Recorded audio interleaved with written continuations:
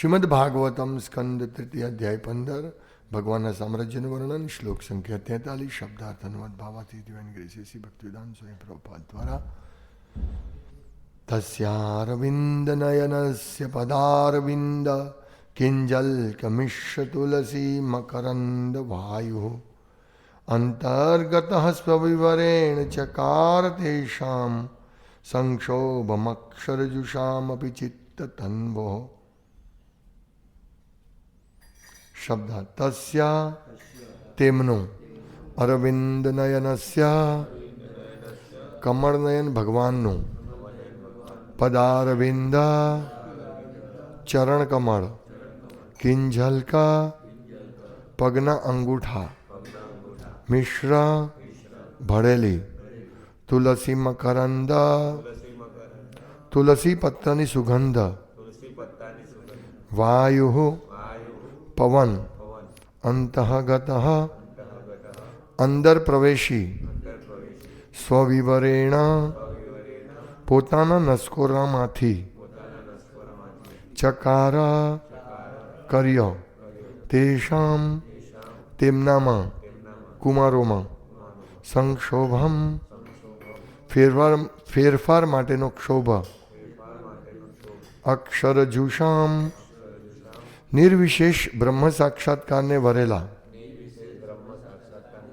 અપી હોવા છતાં ચિત્ત તન્વો મન તથા દેહ બંનેમાં અનુવાદ અને ભાવાર્થ અનુવાદ ભગવાનના ચરણ કમળની આંગળીઓમાંથી તુલસી પત્રની મધુર સુવાસ વહી જતો પવન જ્યારે કુમાર મુનિઓના નસકોરામાં પ્રવેશ્યો ત્યારે પોતે નિર્વિશેષ બ્રહ્મવાદી હોવા છતાં તેમણે પોતાના દેહ તથા મન બંનેમાં પરિવર્તન અનુભવ્યું. ભાવાર્થ આ શ્લોક પરથી એમ દેખાય છે કે ચાર કુમારો નિર્વિશેષ બ્રહ્મવાદી અથવા ભગવાન સાથે એકરૂપ થવાના અદ્વૈતવાદના સમર્થકો હતા, પરંતુ જેવા તેમણે ભગવાનના સ્વરૂપ લક્ષણો જોયા કે તરત તેમના મન બદલાઈ ગયા. બીજી રીતે કહી શકાય કે જે નિર્વિશેષવાદીને ભગવાન સાથે એકરૂપ થવાના પ્રયાસમાં દિવ્ય આનંદ મળે છે તે જ્યારે ભગવાનના સુંદર દિવ્ય રૂપને જોઈએ છે ત્યારે પરાભવ પામે છે. તેમના ચરણકમળની સુગંધ જે તુલસી પત્રની સુવાસ સાથે ભળેલી હતી અને જેને પવન વહી જતો હતો તેનાથી કુમારોના મન બદલાયા.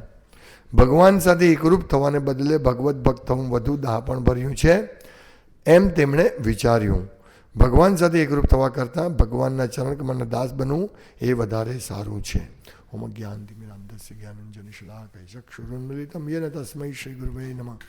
નામ શ્રેષ્ઠમ મનુમપી શચિપુત્રમત્ર સ્વરૂપમ રૂપમ તસ્યાગજામરૂપરિમાધુરીમ ગોષ્ઠમતીમ રાધાકુંડમ ગિરિવરમોહ રાધિકા માધવ સંપ્રાપ્ત યસ્ય પ્રતિતુ કૃપયા શ્રીગુરુમ તમ નતોસ્મિ વંદ્યહમ શ્રીગુરુ શ્રીદપદગમનમ શ્રીગુરુન વૈષ્ણવમ શ્રીરૂપમ સાગરજાતમ સહગણરઘુનાથાન્વિતમ તમ સજીવ સાદ્વૈતમ સાવધૂતમ પરિજન સહિતમ કૃષ્ણ ચૈતન્ય દેવમ શ્રી રાધા કૃષ્ણ પાદાન સહગણ લલિતા શ્રી વિશાખાન્વિતાંશ્ચ શ્રી કૃષ્ણ ચૈતન્ય પ્રભુ નિત્યાનંદ શ્રી અદ્વૈત ગદાધર શુભાસાદિ ગૌર ભક્તવૃંદ હરે કૃષ્ણ કૃષ્ણ કૃષ્ણ હરે હરે હરે રામ રામ રામ હરે હરે. હરે કૃષ્ણ. આજે જાઓ ને મોર્નિંગમાં નથી જાનો મોર્નિંગમાં હા એટલે પ્રભુજી વહેલા બનાવે છે એમ કહું. ઓકે. આજનો શ્લોક કે ભગવાનના ચરણકમળની આંગળીઓમાંથી તુલસી પત્રની મધુર સુવાસ વહી જતો પવન જ્યારે મુનિઓના નસકોનો પ્રવેશ્યો મીન્સ સુગંધ ભગવાનને અર્પણ કરેલા તુલસી માતાની સુગંધ. હા તેનાથી શું થયું?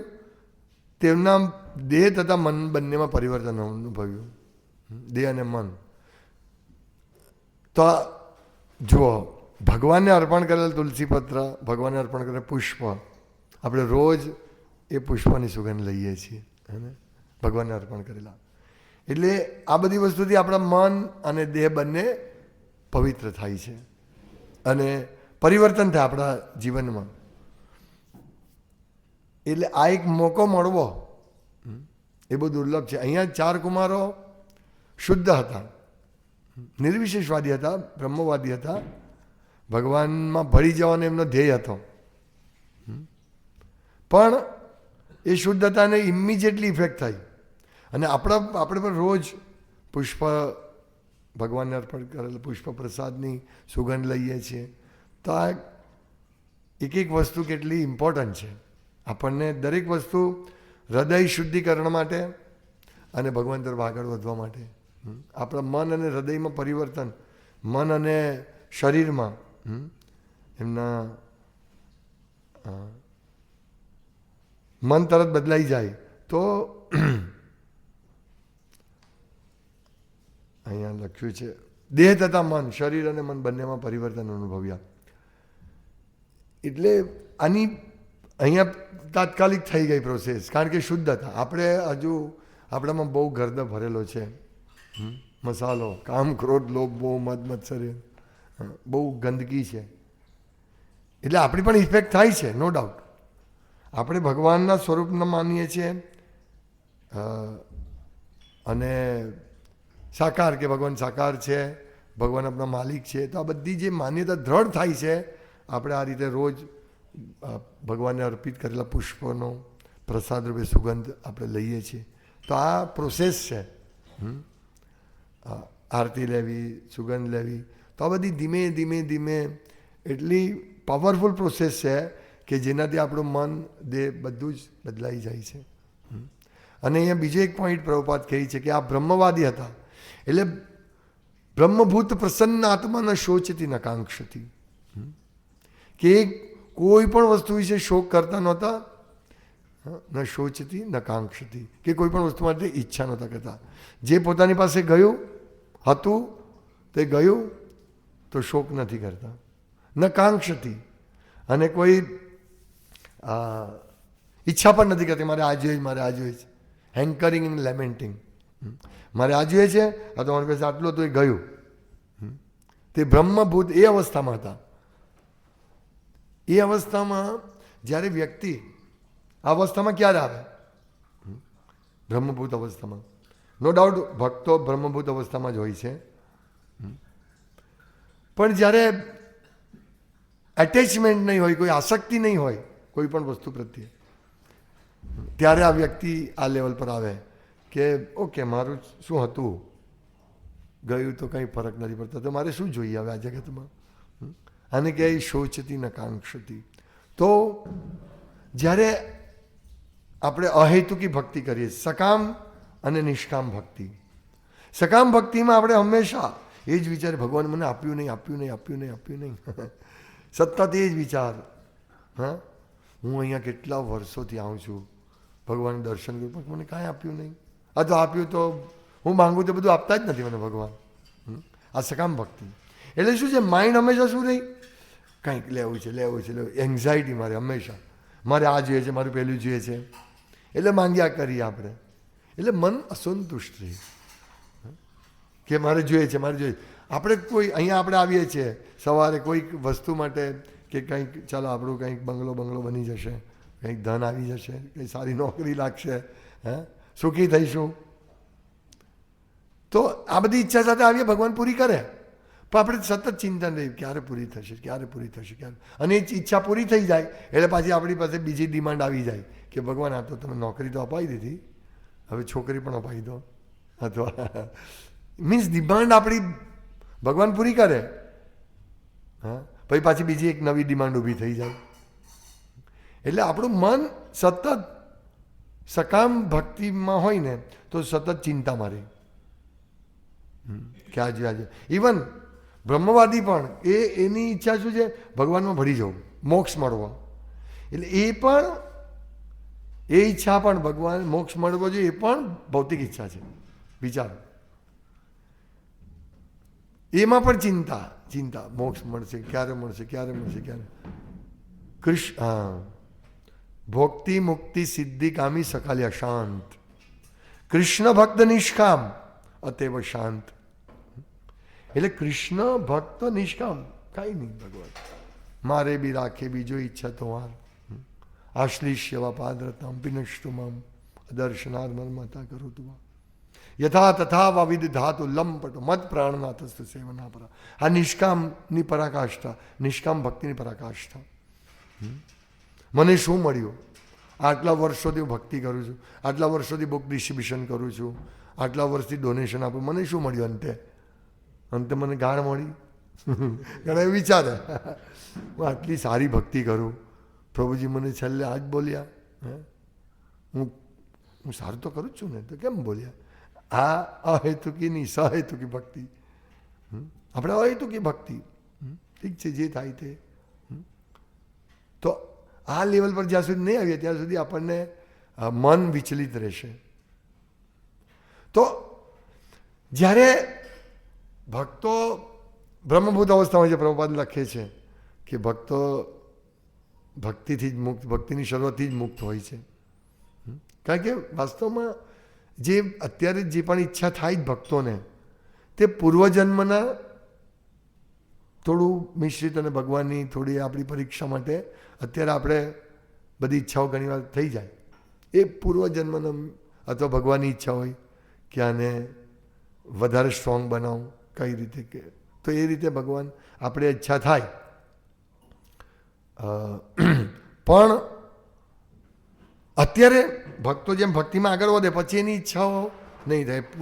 પહેલાંની ઈચ્છા થઈ હોય કે થોડું આટલું આટલું કરી લઈએ તે છે, પણ જેમ ભક્તિમાં હવે નવી ઈચ્છા નથી ભક્ત કરતો, જે છે જે વ્યવસ્થા છે તે આ રીતે આગળ આવે.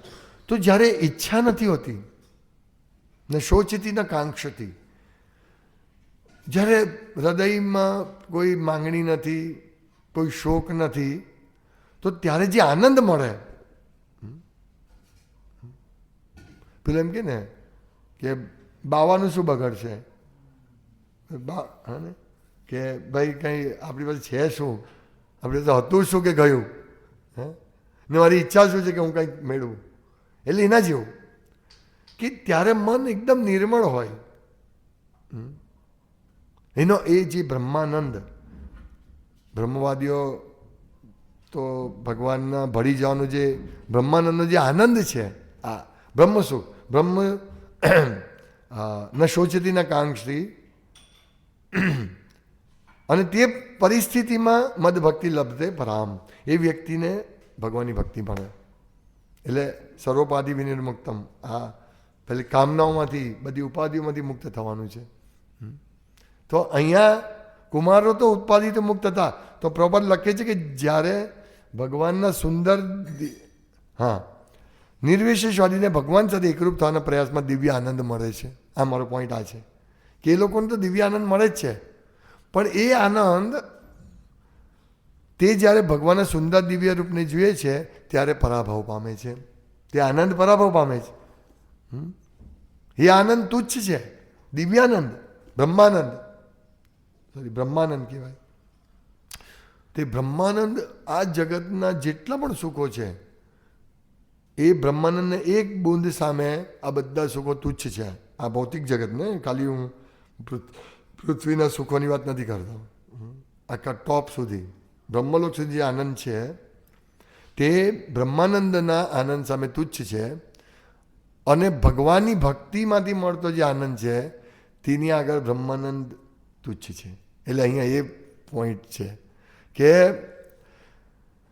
જે નિર્વિશેષવાદીને ભગવાન સાથે એકરૂપ થવાના પ્રયાસમાં દિવ્ય આનંદ મળે છે, તે જ્યારે ભગવાનના સુંદર દિવ્ય રૂપને જુએ છે ત્યારે પરાભવ પામે છે. તેમના ચરણકમળની સુગંધ જે તુલસી પત્રની સુવાસ સાથે ભરેલી હતી અને જેને પવન વહી જતો હતો, તેનાથી કુમારોના મન બદલાયા. તો અહીંયા પ્રભુપાદ ટૂંકમાં કહે છે કે ભગવાન સાથે એકરૂપ થવાને બદલે ભગવત ભક્ત થવું વધુ દાહપણ ભર્યું છે, એમ કોણે આ લોકોએ વિચાર્યું. આ બધી પ્રોસેસ ખાલી તુલસી માતાની સુગંધ, ભગવાનને અર્પણ કરેલ તુલસીની સુગંધથી આ બધું ચેન્જ, આટલું મોટું પરિવર્તન. ભગવાનનો ભળી જવા માંગતા હતા અને ઇમિડિયેટલી સુગંધ આવી અને કે આ ભગવત ભક્ત વધારે દાપણ ભર્યું છે. એટલે પ્રભુપાદ લખે છે કે ભગવાન સાથે એકરૂપ થવા કરતાં ભગવાનના ચરણ કમળના દાસ બનવું એ વધારે સારું છે. આપણો પ્રયાસ એ જ હોવો જોઈએ, ન શોચતી ન કાંક્ષતી, બસ ભગવાનના દાસ, જીવે સર્વે કૃષ્ણ નિત્ય દાસ. મારું કામ છે ભગવાનની સેવા કરવી, આ મારો મૂળભૂત સ્વભાવ છે.